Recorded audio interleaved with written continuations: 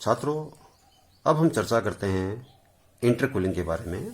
जैसा मैंने आपको बताया था, सिंपल साइकिल गैस टरबाइन जो होती है उसकी परफॉर्मेंस को इम्प्रूव करने के 3 मेथड हैं। पहला मेथड रीजनरेशन, जिसको अपन पढ़ चुके हैं। सेकंड मेथड आज अपन डिस्कस करेंगे, वो है इंटरकूलिंग। अब आती इंटरकूलिंग होती क्या है, तो इसके लिए सबसे पहले अपन इंटरकूलिंग का स्कीमेटिक डायग्राम देखते हैं। स्कीमेटिक डायग्राम कैसा होता है। तो छात्रों, ये आपके सामने है इंटरकूलिंग का स्कीमेटिक डायग्राम। इंटरकूलिंग जैसा कि नेम इंडिकेटर का होता क्या है, तो इस इंटरकूलिंग के अंदर सिंपल साइकिल गैस टरबाइन के अंदर अपन सिंगल स्टेज में कंप्रेशन करते थे, यानी एक ही कंप्रेसर यूज करते थे, सिंगल स्टेज के अंदर कंप्रेशन होता था। इंटरकूलिंग के अंदर सिंगल स्टेज कंप्रेशन के बजाय अपन मल्टी स्टेज कंप्रेशन को यूज करते हैं। तो यहां पर जो आपको जो मैंने दिखाया है वो 2 स्टेज के अंदर कंप्रेशन है, first stage and second stage. तो यहां 2 स्टेज के अंदर आपका जो है कंप्रेशन दिखाया है मैंने। और इस कंप्रेशन के बीच में, यानी 2 कंप्रेसर के बीच में अपन इंटरकूलर यूज करते हैं। इंटरकूलर आपका एक हीट एक्सचेंजर है। इसके अंदर पानी को यूज किया जाता है, तो पानी अपन अंदर भेजते हैं और जो फर्स्ट कंप्रेसर के द्वारा जो गैस आपने कंप्रेस की है उसको कूल किया जाता है, और जो कूल गैस या एयर है उसको अपन सेकंड कंप्रेसर जो है, जिसको अपन हाई प्रेशर कंप्रेसर कहते हैं, उसके अंदर भेजा जाता है। अब क्वेश्चन आता है कि सिंगल स्टेज कंप्रेशन के बजाय अपन ने मल्टी स्टेज कंप्रेशन क्यों किया। उसका सिंपल सा लॉजिक ये है कि जब अपन यहां से यहां कंप्रेशन कर रहे हैं तो अब गैस का टेम्परेचर बढ़ गया है। अब गैस का टेम्परेचर बढ़ गया तो इंटरकूलर को जब अपन यूज करते हैं तो जैसा कि आपको पता है कि जब टेम्परेचर बढ़ता है तो गैस का वॉल्यूम भी बढ़ जाएगा, और जब वॉल्यूम बढ़ जाएगा तो कंप्रेसर जो वर्क करेगा, क्योंकि कंप्रेसर आपका वॉल्यूम को हैंडल करता है, किसी भी एयर और गैस जो होता है उसका वॉल्यूम को हैंडल कर रहा है, तो वॉल्यूम जब ज्यादा वॉल्यूम हैंडल करेगा तो कंप्रेसर को ज्यादा वर्क करना पड़ेगा। तो यहां अपन ने मल्टी स्टेज में क्या किया है, अपन ने जो गैस जो आपकी गर्म हो गई थी उस गैस को अपन ने यहाँ पे कूल कर दिया है, ठंडा कर दिया है। जब ठंडा कर देंगे तो गैस का वॉल्यूम कम हो जाएगा।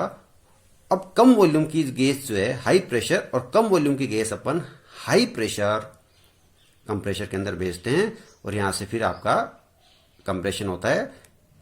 इससे फायदा क्या हुआ, इससे फायदा ये हुआ कि जो वर्क अपने को करना पड़ रहा है कंप्रेशन का, वो वर्क आपका कम हो जाएगा, क्योंकि यहां पे जो वॉल्यूम अपन हैंडल कर रहे हैं एयर का, वो वॉल्यूम अपना कम हो गया।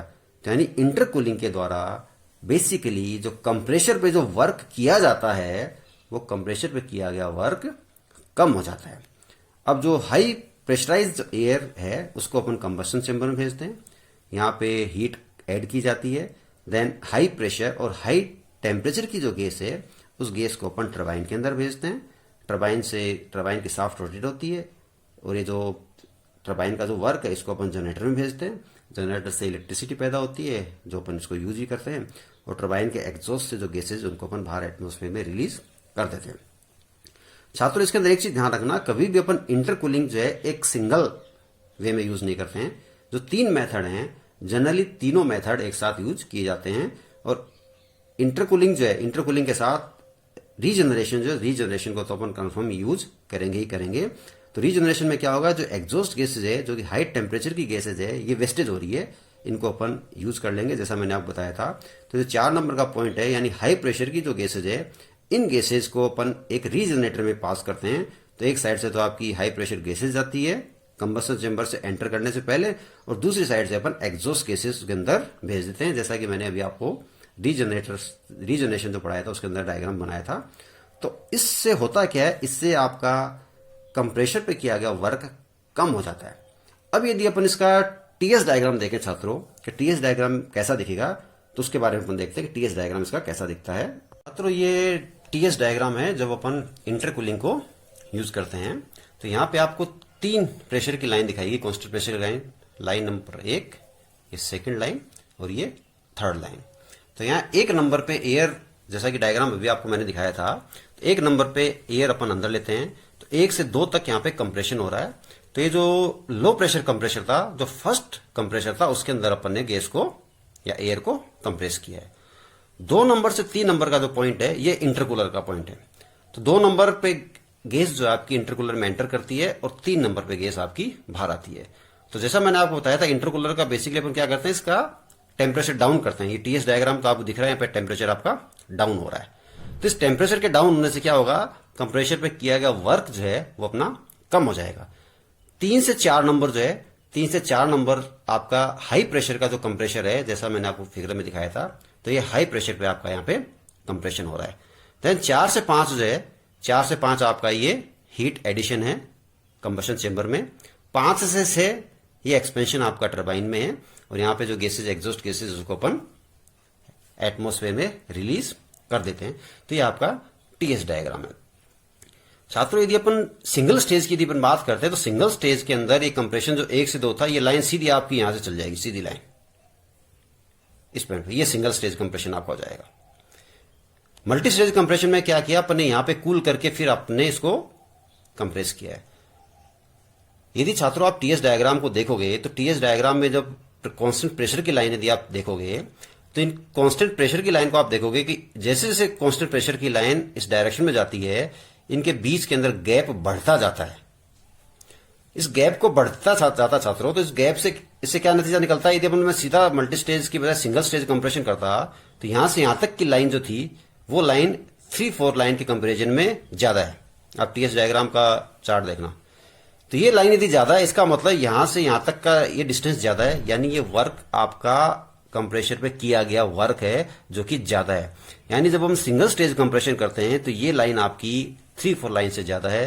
तो इस डायग्राम से भी अपन देख सकते हैं कि ये वर्क आपका ज्यादा होता, तो आपने कूलिंग की, तो अब आपको कम वर्क करना पड़ रहा है। और इसका जो बेसिक कंसेप्ट मैंने आपको बताया था कि आपका जैसे टेम्परेचर गैस का कम होगा, उसका वॉल्यूम कम हो जाएगा, और कंप्रेसर को कम वॉल्यूम हैंडल करना पड़ेगा, तो नेचुरली आपको वर्क जो करना पड़ेगा वो कम करना पड़ेगा। हाँ, इसके साथ साथ इसका इंटरकूलिंग का, इसका मतलब इंटरकूलिंग का कंप्रेसर में वर्क क्या, तो फायदा है। इस इंटरकूलिंग का एक नुकसान ये है कि जब अपन यहाँ पे सीधा स्टेज में कंप्रेशन करते हैं, तो हीट जब अपन ऐड करते हैं, तो हीट यहीं से यहां तक ऐड करते हैं अपन, इस पॉइंट से लेकर, लेकिन अब हीट अपन कहां से कहां तक ऐड कर रहे हैं, इस पॉइंट से। तो यानी ये हीट जो है, इतनी हीट आपने एक्स्ट्रा ऐड करनी पड़ रही है। इसका मतलब यदि आप सिर्फ इंटरकूलिंग यूज करोगे, तो साइकिल की इफिशियंसी कम हो जाएगी।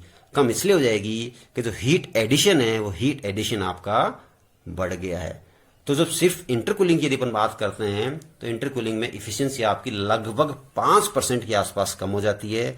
लेकिन जब वर्क रेशियो की अपन बात करते हैं, वर्क रेशियो आपका क्या होता है, net work upon work done by turbine. तो जो नेट वर्क होता है, वो टरबाइन वर्क माइनस कंप्रेसर का वर्क। तो कंप्रेसर का वर्क कितना हो गया, वर्क यहां से 1 से 2 तक का, प्लस 3 से 4 तक का वर्क ऐड करेंगे।